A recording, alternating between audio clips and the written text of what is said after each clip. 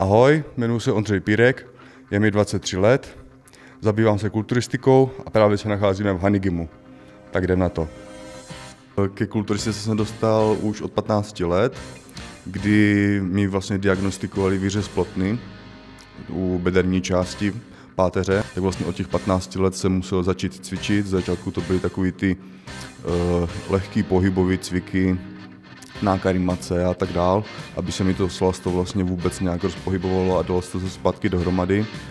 A když jsem poprvé navštívil posilovnu, když jsem vlastně zavítal tady v Uničově do posilovny, tak vlastně už od těch 15 let ty váhy byly celkem vysoké, ať už se jednalo o dřepy, mrtvý tah nebo bench, ale opravdu důležitý je dbát na tu techniku, nejenom z hlediska toho zdraví, ale i z hlediska toho, že ten sval fakt potom roste víc. Závodím patrně nedávno, jsem začal závodit. První závody bylo vlastně mistrovství Moravy a Slezska v Ostravě minulý rok na jaře 2014, když jsem vlastně skončil 8. z 15, což mě teda hodně demotivovalo, ale naštěstí jsem potom se seznámil, potkal jsem z Ostravy trenéra Honzu Kubíka, který mi vlastně sepsal jídelníček, nutriční hodnoty, co jíst, jak se stravovat, jak cvičit a naplánovali jsme vlastně další závody. Na jaře jsem závodil teda jenom za juniory.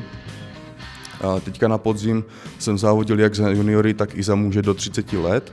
No, za svůj největší dosavadní úspěch nejsou ani medaile, ani poháry, které jsem teďka vyhrál v těch posledních 5 soutěžích, ale je to to, že jsem vlastně si dokázal sám sobě, že vůbec na to má člověk. A co jsou moje cíle, tak tento rok vlastně bych chtěl zkusit aspoň 3 pohárové soutěže. Příští rok, což je vlastně jeden z mých hlavních cílů, tak bych chtěl zkusit mistrovství Evropy do roku 2016.